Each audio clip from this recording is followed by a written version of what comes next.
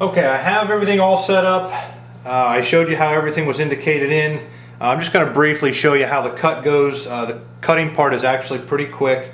But here I am. I just nicked the face, and I know that it was about 2.5 thousandths out of true, so it's going to take at least 2.5 to 3 thousandths of cleanup to get it there. But I'll turn this on. I'm just going to dab a little cutting oil on it rather than run the full coolant on it. But you'll be able to see it take the cut, and I'll let you know how much. I'm going to take 1/1000th at a clip just to see how it cleans up.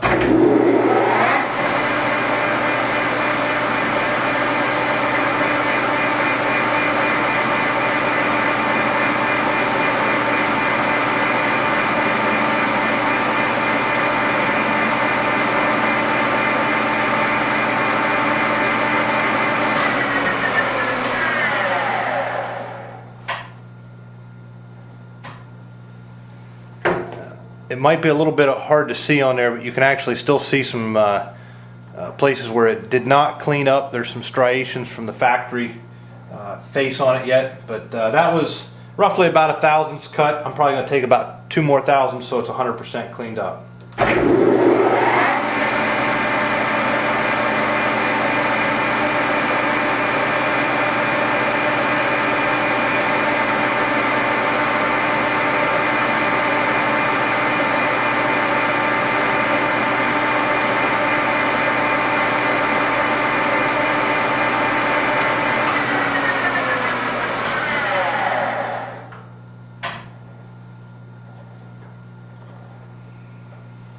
Okay, there was a, other than the chips and stuff that are laying on there.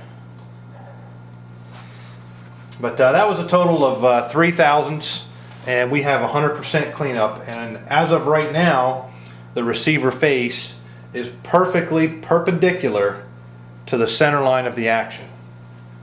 Now I'll pull this out. I'm going to put the boring bar in. It's kind of hard to show you on the video, so I'm just going to go ahead and do it. But I'm going to go inside the action. I'm going to touch off the lug abutments and recut and square up the internal locking lugs.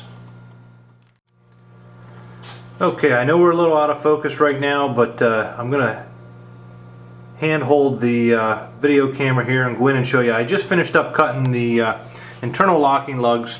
We're going to take a ride here. I'll show you. The internal locking lugs sit there at 12 and 6 o'clock, and about all I can prove to you that they're trued up is that you can see that they're shiny now. I just went in there with a boring bar, took about 2 thousandths off of them until they just clean up 100%, and I don't take any more than I have to. But that's what it looks like on the inside. We're set up now, and we're going to recut the threads. Okay, not a whole lot to look at here. What I did while the boring bar was still in there is I go back and I touch off the top of, or the crest of the threads, and square those up and actually take the taper out of the threads. So I'm just actually nicking across the top of the threads with a boring bar going back in as far as the threads go. In this instance I took about 8 thousandths off to get a full cleanup all the way around with the threads. The light might be giving a little bit of a glare, but the tops of the threads are all cleaned up, so that part's even. Now I got to go back in and pick the thread pitch up with the internal threading tool, and I'll show you once I get all that set up.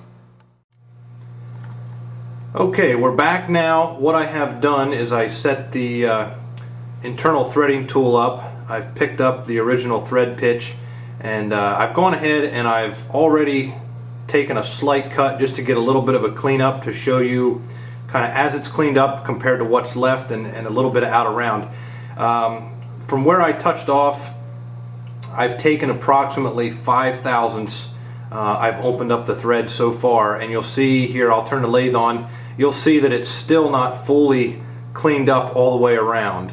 What I'm going to do now is you'll see where it's shiny, and as it spins around you'll see the dull blackish color where it's not cleaned up yet. I'll go ahead and turn the lathe on.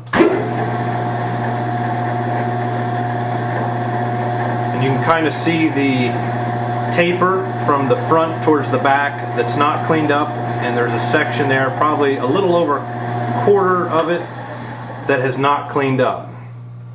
You can kind of see the section that's not cleaned up more a little bit on the right side there a little bit. But that's what it looks like there so far. I'm going to go ahead and keep opening it up. What I do is I just keep slowly moving the threading tool out until I get a full 100% cleanup with the thread. And then I'll know how much I opened it up, and when I transfer that onto the barrel tenon, I'll know how much bigger to make the thread tenon on the barrel. Okay, I've taken a couple more thousandths off. I'm at about 9 thousandths. I've opened it up. It's looking like maybe within another 2 or 3 thousandths I'm going to have a full cleanup. But what I want to try to show you is the actual cut with the internal threading tool, so you can kind of see how it follows it in there. Now I got the camera up over top of my head, right in the way of all the controls, so I'm going to give this a try, see if I can get this to work.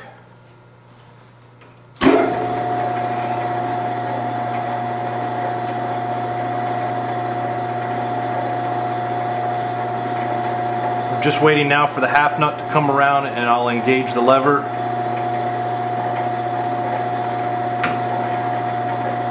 Okay, we're engaged.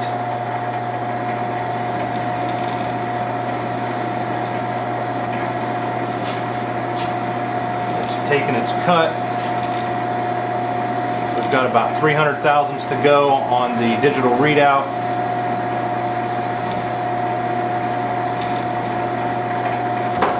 And we're backed out. So you can kind of see what was left there. I know it's a little hard to see, but that's what we got. I'm going to go ahead and finish opening this up. Okay, I've finished taking all the internal threads, and I've opened the thread up about 12 thousandths. I've got 100% full cleanup all the way around. I'll go ahead and turn the lathe on here. You'll be able to see it spin around. And you can see, compared to where it was there about 7 thousandths ago, with just a little bit to clean up, I got 100% cleanup on the thread. So the thread is now perfectly concentric with the bolt bore. The receiver face is perfectly perpendicular to the center line of the bolt bore, and the internal locking lugs are perfectly perpendicular to the bolt bore.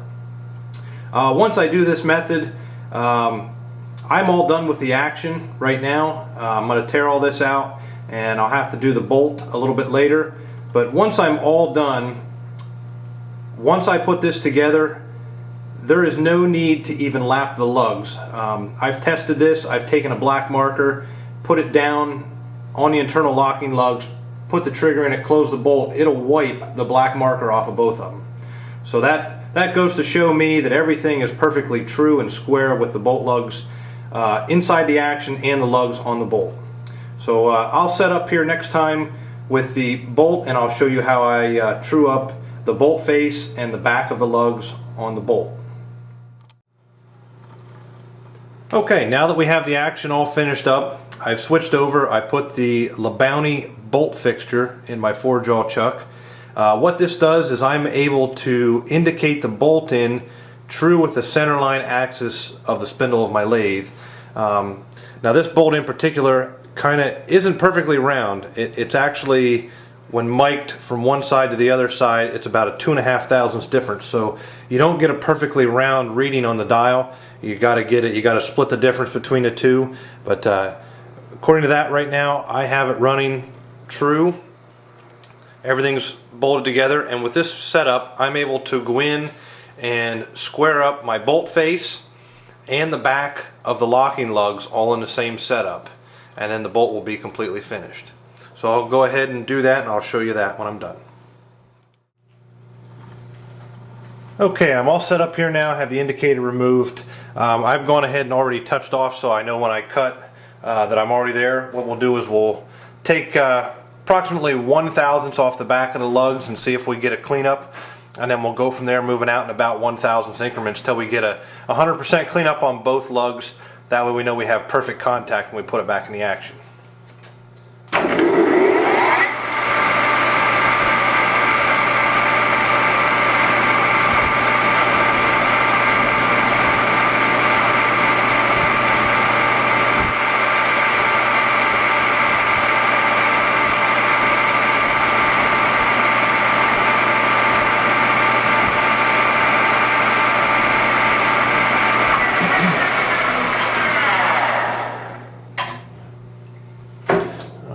take a little look here.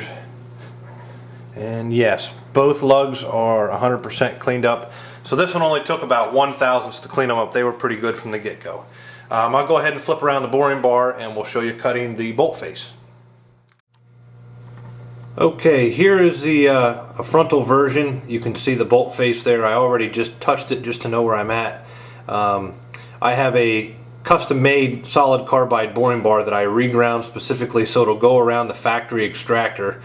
I'm able to recut the bolt face without removing the factory extractor and do it all in one pass with this boring bar. So you can kind of see what it looks like. It's hard to show while it's turning, so I'll do a before and after. Okay, here it is, squared up. Again, I only took 1/1000th off the bolt face. This bolt was actually pretty decent to start with. The action was way out, but the bolt wasn't too bad. So 1/1000th to clean up the entire bolt face all the way to the factory extractor. Okay, I've pretty much showed you my procedures of how I blueprint and true up a Remington action. I've showed you how to cut the receiver face and the internal locking lugs, how I pick up the thread pitch and recut the threads, how I also true up the bolt face and the locking lugs of the bolt. There's a couple other small procedures in there that I left out on purpose. I just can't show you everything. That's why I do it. But I guarantee you when you get the action from me and it's done correctly. Everything is squared up, trued up the way it should be done to the center line of the action. My name is Kevin Cram from Montour County Rifles. My website's at the bottom of the screen. I'd love to hear any comments that you might have. So feel free to check out my website and email me with any problems, questions, comments you might have, or if you'd like me to blueprint and true up your Remington action. Thank you very much for your time.